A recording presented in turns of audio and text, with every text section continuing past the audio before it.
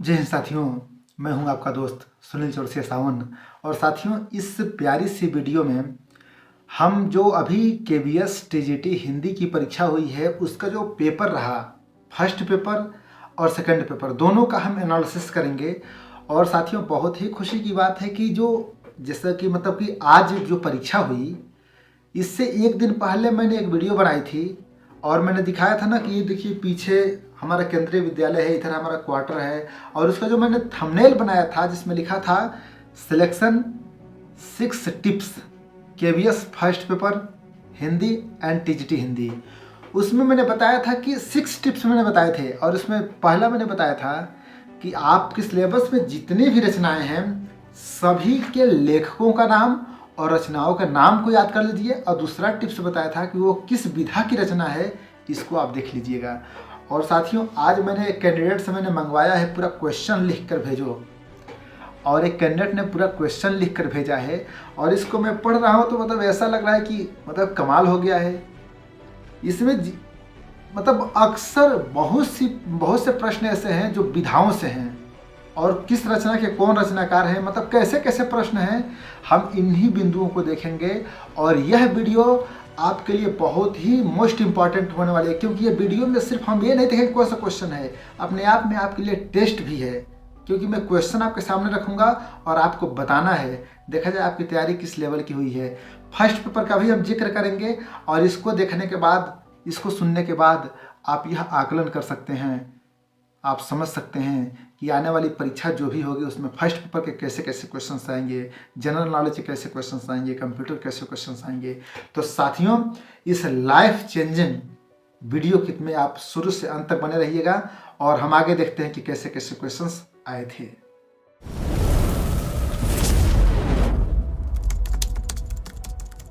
जी हाँ साथियों, सबसे पहले हम जो केवीएस टीजीटी हिंदी की परीक्षा हुई उसके हिंदी पेपर की हम बात करें तो देखो, पहला जो क्वेश्चन उस कैंडिडेट ने लिख के भेजा है, इसमें पहला है कि मेघ आए के रचनाकार का नाम क्या है। क्या आपको पता है? अगर आपको याद है तो खट से कमेंट बॉक्स में टाइप कर दीजिए। दूसरा उसने लिखा है कि दादी माँ के रचनाकार कौन है। देखिए, शिव प्रसाद सिंह की जो रचना है दादी माँ, मैंने कई बार बताया था कि यह मतलब नई कहानी विधा की मतलब कि एक पहली रचना है। नामवर सिंह ने इसे क्या कहा था, ये पहली रचना है, पहली कहानी है। और इसमें क्या लिखा है, इसके रचनाकार का नाम पूछा है, दादी माँ के रचनाकार का नाम। ओके, क्या निराश हुआ जाए, इसके भी रचनाकार का नाम आप बताइए। मतलब लगातार रचनाकार कौन है। तो कई बार मैंने बताया था कि हजारी प्रसाद द्विवेदी इसके रचनाकार हैं, और बहुत ही प्रेरक प्रसंगों का इसमें चित्रण किया गया है। मतलब इन्होंने इसमें बताया है कि हमें जीवन में कभी भी निराश नहीं होना है, जीवन में आज भी अच्छे लोग हैं। और एक सिंपल सा क्वेश्चन पूछा है साथियों कि सूरदास के कितने पद हैं क्षितिज भाग 2 में। ओके, सूरदास के कितने पद संकलित हैं, यानी कक्षा 10वीं, मैंने आपसे ये भी बताया था परीक्षा जैसे आज आपकी रही इसके एक दिन पहले, कि जो कक्षा 9वीं और कक्षा 10वीं में जो भी किताबें लगी हैं वो आपके लिए मोस्ट इम्पॉर्टेंट है। और सही बात है, उसमें से आज कई क्वेश्चंस पूछे गए हैं। हमें भी जान के खुशी हो रही है कि जो मतलब मैं सोच रहा हूँ, जो गैस कर रहा हूँ, वो लड़ रहा है। ओके, तो अगला प्रश्न है इसमें कि छोटू कहाँ रहता था। आप बताओ, छोटू कहाँ रहता था। एक और है कि पुष्प से तंद्रालस लालसा खींच लूंगा मैं। ओके, यह भी कहाँ से आया है प्रश्न, आप बता सकते हो किस कविता से। ऐसे क्वेश्चंस पूछे गए हैं। ओके, अब देखो, पुष्प से तंद्रालस लालसा खींच लूंगा मैं, इसका रचनाकार कौन है आप टाइप कर दो। इस कविता का भी नाम आप टाइप कर दीजिएगा, क्योंकि बहुत ही फेमस और बहुत ही चर्चित कविता है, और इस पर मैंने कई वीडियो बनाई है, मैंने गा गा कर इस कविता को मैंने पढ़ाई है। ओके, टोपी में बूढ़ा आदमी कौन सा कपड़ा पहनता था। मतलब जो उस पाठ को ध्यान से पढ़ा होगा वही इसका उत्तर दे पाएगा। अगला प्रश्न है कि अकबरी लोटा के रचनाकार कौन है? अरे वही अकबरी लोटा जिसमें लोटा आसमान से गिरता है, खट खट खट 2 मंजिल 3 मंजिल से गिरता है, आके उसके पैर पे गिरता है, पैर पकड़ लेता है वो, बाप रे पैर तोड़ लिया। और उसमें से ऐसा वहाँ मतलब माइंड चेंज होता है कि उसी लोटा के लिए वो मतलब जान कुर्बान करने लगता है। इसके लेखक का नाम बताइए आप, ठीक है। देश की पहली सवाक फिल्म कौन सी है? मतलब अभिव्यक्ति और माध्यम से प्रश्न पूछ लिया है, ठीक है ना। कामचोर की पंक्ति पूछा था, इसने लिखा है इसमें कि जो कामचोर नामक पाठ है वहाँ से पंक्तियाँ आई हुई थी, ठीक ना। तो यदि आप तैयारी कर रहे हो आगे तो थोड़ा सा गहराई में जाके आपको पढ़ना पड़ेगा। पंक्तियाँ भी पूछी जा रही हैं। जहाँ पहिया है किस विधा की का लेख है? अब मैंने कई बार बताया था ना, जहाँ पहिया है मैं तमिलनाडु की जो पुडुकोट्टई जिला है वहाँ की औरतों की ज़िंदगी का चित्रण है, उनकी जो जीविका है, ठीक ना, जीवन जीने की जो शैली है उसका चित्रण है। औरतें सोचो, औरतें जब एक औरत साइकिल चलाती है तो उस पर सब कमेंटबाजी करते हैं, लेकिन औरतें कभी हार नहीं मानती हैं और वो साइकिल सिखाने का अभियान शुरू कर देती हैं। और एक समय आता है कि सैकड़ों हजारों की संख्या में साइकिल चलाने वाली औरतें एक साथ रोड पे उतरती हैं और मतलब देखने वाला नज़ारा रहता है। ये किस विधा की रचना है? यह आज के जो KVS TGT SST की परीक्षा हुई उसमें विधा पूछा है। ओके, तो विधा कौन सी है इसमें? तो यह रिपोर्टाज विधा की रचना है, ठीक है। इसमें रिपोर्ट लेखक क्या पी साईनाथ रिपोर्ट लिखते हैं वहाँ की महिलाओं के जीवन से संबंधित, उनके जो मतलब नारी सशक्तिकरण का संदेश है इसमें। आगे कुछ प्रश्न हैं, जैसे भगवान के डाकिए किस विधा मतलब सोचो, भगवान के डाकिए की विधा, शायद विधा पूछा था इसने, जिसने भी लिख के भेजा क्वेश्चन में शायद कर दिया है, तो विधा तो नहीं पूछेगा क्योंकि भगवान के डाकिए तो सबको पता है कि वो कविता है, रचनाकार का नाम पूछा होगा। ओके, आगे भी कुछ हिंदी से प्रश्न हैं, लेकिन हम फर्स्ट पेपर की भी बीच में हम बात कर लें क्योंकि हमारे कुछ कैंडिडेट ऐसे हैं जो हिंदी के नहीं हैं, वो देख रहे हैं इस वीडियो को, तो उनको फर्स्ट पेपर का भी आइडिया लगना चाहिए। देखिए फर्स्ट पेपर में क्या है कि मैंने TGT SST की जो मैंने बात की थी तो उसमें बताया था ना कि मेंबर्स से संबंधित प्रश्न पूछ रहा है। जैसे एक मेज है, उसके चारों तरफ इतने लोग बैठे हैं तो दाएं कौन है बाएं कौन है, तो मैं देख पा रहा हूँ TGT जो SST है इसमें भी प्रश्न पूछा है, कैसे? बैठक व्यवस्था से, ठीक ना। बस अंतर इतना कर दिया है कि वहाँ मेज था तो यहाँ पर कोई गोल चबूतरा है, उस पर कोई बैठा है, और कौन किसके दाएं है कौन किसके सामने है, ऐसे प्रश्न पूछ रहा है। कहने का मतलब आप इस तरह के क्वेश्चंस को सॉल्व करके जाइएगा। ओके, रक्त संबंध से TGT SST में भी पूछा था, उसके मामा के फूफा के चाचा का दादा का लड़का के पापा का क्या नाम है और आपका क्या लगेगा, समझे ना। इस तरह का प्रश्न TGT SST में भी पूछा था।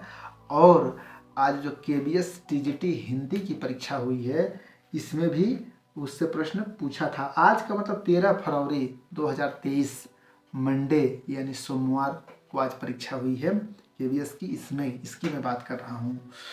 NEP से, NEP में TGT SST में क्या पूछा था कि 10+2 के स्थान पे अब क्या लागू हो गया है?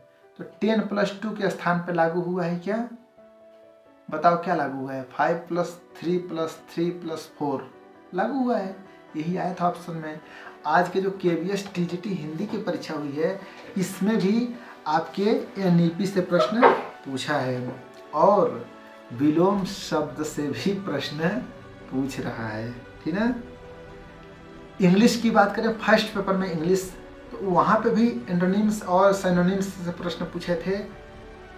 TGT SST का मैंने एनालिसिस आपको प्रदान किया उसमें भी, और TGT हिंदी में भी। तो कहने का मतलब कि विलोम शब्द, पर्यायवाची शब्द हिंदी का और अंग्रेजी का, इसको आप देख लीजिएगा। ओके, वर्ण व्यवस्था से, फर्स्ट पेपर में वर्ण व्यवस्था से प्रश्न पूछ रहा है। जैसे मान लीजिए कि उच्चारण स्थान को लेकर पूछा था आज भी, ठीक ना। तो उच्चारण स्थान आपको पता नहीं कितने वर्ग होते हैं? 5 वर्ग होते हैं, क वर्ग, च वर्ग, ट वर्ग, त वर्ग, प वर्ग, 5 वर्ग। पांचों में 5-5 वर्ण होते हैं, अक्षरें होती हैं। तो 5 5 25 अक्षर हो गए।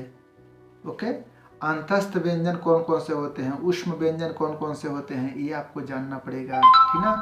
नौ का उच्चारण स्थान क्या होता है, इसको भी आपको समझना होगा। ओके, और देखिए हिंदी में और क्या क्या पूछा था, तो अकभां संज्ञा विशेषण का भेद उसने पूछा था। संज्ञा कितने प्रकार के होते हैं, विशेषण कितने प्रकार के होते हैं। मैंने आपसे बताया ना कि आजकल प्रश्न पूछने का तरीका बदल गया है। आजकल ये नहीं पूछ रहा है कि राम क्या है, संज्ञा है कि विशेषण है, ये नहीं पूछ रहा है। आपसे पूछ रहा है कि संज्ञा कितने प्रकार के होते हैं, संज्ञा के कितने भेद होते हैं, ठीक ना, सर्वनाम के कितने भेद होते हैं। इस तरह के प्रश्न पूछा है आज भी। आप फ्यूचर में भी जो भी परीक्षा दीजिएगा वहाँ पर भेद को पढ़ के जाइएगा। ओके, अकबरी लोटा के रचनाकार का क्या नाम है। हाँ, स्वर्ण श्रृंखला के बंधन में पंक्ति किस कविता से ली गई है। हम पंछी उन्मुक्त गगन के जरबद्ध न गा पाएंगे, कनक तीलियों से टकरा कर, कनक तीलियों से टकरा कर पुलकित पंख टूट जाएंगे, पुलकित पंख टूट जाएंगे। शिवमंगल सिंह सुमन की जो कविता है हम पंछी उन्मुक्त गगन के, वहाँ से पंक्ति आज पूछी गई थी आज की परीक्षा में। स्वर्ण श्रृंखला के बंधन में यह पंक्ति पूछी गई थी, किस कविता से ली गई है, तो हम पंछी उन्मुक्त गगन के, ठीक है। मतलब इससे निष्कर्ष निकल रहा है कि पंक्तियों को ध्यान में रखना अति आवश्यक है, ठीक है। उसके बाद से और पूछा है, चिड़िया की बच्ची किस विधा की रचना है। ओके, कठपुतली की विधा पूछा है, मतलब लाइन लगा दिया है विधाओं को लेकर। कठपुतली की विधा, मिठाई वाला किस विधा की रचना है, समझे। पात्र पूछा है, लेटर बॉक्स का, खंभा, पेड़ किस नाटक के पात्र हैं, ठीक ना। मेरे बचपन के दिन किसकी रचना है, तो महादेवी वर्मा की रचना है मेरे बचपन के दिन, इसको इसने पूछा है। बच्चे काम पर जा रहे हैं, देखो मैंने कई बार बताया ना, जो समसामयिक मुद्दे होते हैं ना, उससे संबंधित अगर आपके सिलेबस में कोई भी पॉइंट है तो उसको मत छोड़ना है। जैसे मान लीजिए कि बच्चे काम पर जा रहे हैं, क्या है, बाल श्रम पर आधारित रचना है, लेख है, ठीक ना, कविता है। तो बच्चे काम पर जा रहे हैं, राजेश जोशी की कविता है बाल श्रम को समर्पित। तो मैंने कई बार कहा था ना, इसकी पंक्तियां तो पूछी जाएगी, या ये पूछ जाएगी कि इसका रचनाकार कौन है, या फिर इसकी विधा। तो क्या पूछ दिया है, बच्चे काम पर जा रहे हैं किसकी रचना है, तो राजेश जोशी की। ओके, आप कुछ नजर आते हैं जाने कैसे, यह पंक्ति किसकी है, ये पूछा है। नादान दोस्त, जो नादान दोस्त है इसके रचनाकार कौन हैं, यह भी पूछा हुआ है। अभी हम आगे बात करने वाले कंप्यूटर से कैसे कैसे क्वेश्चंस आ रहे हैं। ओके, और करंट अफेयर से कैसे कैसे बहुत ही रोचक प्रश्न आए थे। अभी हम बात करेंगे, 2 मिनट की और बात करेंगे। नादान दोस्त के रचनाकार, वह चिड़िया जो के बारे में पंक्तियां पूछी थी, ऐसे ऐसे के रचनाकार कौन हैं, टिकट एल्बम के रचनाकार कौन हैं, मैं सबसे छोटी हूँ किस विधा की रचना है, ये भी पूछा है। और क्या पूछा है, स्त्री शिक्षा के विरोधी कुतर्कों का खंडन, इसके लेखक कौन है, इसके राइटर का नाम बताओ। मतलब रचनाकार ज़्यादा पूछ रहा है और विधा पूछ रहा है। अभी देखो, अभी पीजीटी हिंदी की परीक्षा होने वाली है, तो आपके लिए आइडिया लग रहा है ना कि कैसे कैसे प्रश्न पूछे जा रहे हैं। आप विधाओं को देख लीजिएगा, रचनाकारों को देख लीजिएगा, ठीक है। टीजीटी की जो परीक्षा होगी इससे निष्कर्ष निकल रहा है। एक कहानी यह भी, जो मन्नू भंडारी की रचना है, यह किस विधा की रचना है, यह पूछ दिया। और मैंने आपसे बताया था ना कि विश्व प्रसिद्ध रचना है यह। जो थंबनेल में मैंने बताया ना, सिलेक्शन मतलब ऐसे थंबनेल है, ऐसे, ठीक है। यहाँ सिलेक्शन, यहाँ 6 टिप्स लिखा है ना, उसमें मैंने बताया था कि ये कहानी अभी, इसके बारे में आप पढ़ लीजिएगा। और देखो, कल मैंने बताया 12 तारीख को मैंने बताया, 13 तारीख को पूछ लिया। छाया मत छूना मन, इसके कवि कौन हैं, ठीक है। ऐसे प्रश्न पूछे गए हैं। अब आइए हम फर्स्ट पेपर में देखते हैं कि कंप्यूटर से कैसे कैसे प्रश्न पूछे गए हैं। तो जो टीजीटी एसएसटी का हमने एनालिसिस किया था उसमें मेरे भाई जालंधर कुमार ने, जिन्होंने गोरखपुर में परीक्षा दी थी केवीएस की टीजीटी एसएसटी की, उसने बताया कि डिवाइस से प्रश्न पूछा था। अब देखो क्वेश्चन बनाने वाला भी ना थोड़ा होशियार हो चुका है, हम भी लोगों की तरह है। अब वो डिवाइस पूछ रहा है तो सिंपल डिवाइस थोड़ी, आजकल तो सबको पता है ना कि जो मॉनिटर है वो आउटपुट डिवाइस है, कीबोर्ड क्या है, इनपुट डिवाइस है, क्योंकि हम डाटा को इन करते हैं, इनपुट करते हैं, इसलिए इनपुट डिवाइस है। मॉनिटर आउट कर देता है रिजल्ट को, इसलिए आउटपुट डिवाइस है। लेकिन आजकल थोड़ा सा ऑप्शंस ना मतलब डीप में जाकर इस तरह का ऑप्शन देगा ना कि जो आप सुने ही नहीं हो या फिर बहुत प्रचलन में नहीं है, इसे जॉयस्टिक दे देगा, जॉयस्टिक के साथ डिवाइस है, ठीक है ना, इस तरह के। तो जो अनछुए शब्द हैं उन पे ध्यान दीजिएगा, ठीक है। जो प्रचलित है, जैसे मान लो कि माइक क्या है, माइक, तो माइक इनपुट डिवाइस है क्योंकि इन करते हैं अपनी वॉइस को, और स्पीकर क्या है, आवाज़ को तेज कर देता है, रिजल्ट देता है, तो आउटपुट डिवाइस है। तो लेकिन माउस हो गया इनपुट डिवाइस है, ठीक है। तो जो प्रचलन में है इसको कम पूछ रहा है, जो नए नए शब्द हैं उनको ज़्यादा पूछ रहा है, तो आप देख लीजिएगा ध्यान से, ठीक है। जो टीजीटी हिंदी की परीक्षा हुई है इसमें क्या पूछा है, कंप्यूटर से पूछा है, एमएस एक्सेल से क्वेश्चन पूछा है, शॉर्टकट पूछा है कि किसी चीज़ को कॉपी करना है तो कौन सी की दबाएंगे, तो कंट्रोल सी दबाएंगे। कॉपी पेस्ट करना है तो क्या दबाएंगे, ठीक है। अंडो करना है तो उसके लिए शॉर्टकट क्या होता है। मतलब कहने का मतलब कंप्यूटर में शॉर्टकट भी देख लेना है। आजकल फुल फॉर्म पूछता है, तो जैसे देखो मैंने मैराथन का जो क्लास चलाया है ना, आप प्लेलिस्ट में जाकर देखिएगा, तो जो कंप्यूटर का जो मैंने क्लास चला दी है, कंप्यूटर जीके करके प्लेलिस्ट है, वहाँ मैंने आपको फुल फॉर्म बता दिया है। लगभग 5 से 10 मिनट की एक वीडियो है, उसमें फुल फॉर्म सारा फुल फॉर्म मैंने बता दिया। जैसे LLL का फुल फॉर्म क्या होता है, तो लो लेवल लैंग्वेज होता है। HLL का हाई लेवल लैंग्वेज होता है, ठीक है। CPU का फुल फॉर्म सबको पता है, सेंट्रल प्रोसेसिंग यूनिट होता है। WWW का भी फुल फॉर्म पूछ लेता है, वर्ल्ड वाइड वेब होता है। टर्नर्स ली इसके आविष्कारक हैं, ठीक है। कंप्यूटर का आविष्कारक का नाम आप जान जाइए, चार्ल्स बेबेज हैं, ठीक है। माउस के आविष्कारक का नाम आप कमेंट बॉक्स में टाइप कर दीजिए अगर आपको पता है तो। मेरे कहने का मतलब अब करेंट अफेयर्स से जो पुरस्कार है ना, जैसे अंग्रेजी भाषा के लिए अभी 2022 में साहित्य अकादमी पुरस्कार किसको मिला गया, तो वो पूछा था, किसमें पूछा था, टीजीटी एसएसटी की जो परीक्षा हुई थी उसमें। अभी टीजीटी हिंदी की जो परीक्षा हुई इसमें भी पुरस्कार से प्रश्न पूछा था, तो पुरस्कार को भी देख लीजिएगा, ठीक है। 2022 का करंट अफेयर्स ज़्यादा पूछ रहा है 2023 में, ठीक है। तो 2022 के जो करंट अफेयर्स है थोड़ा झटका में पढ़ लो।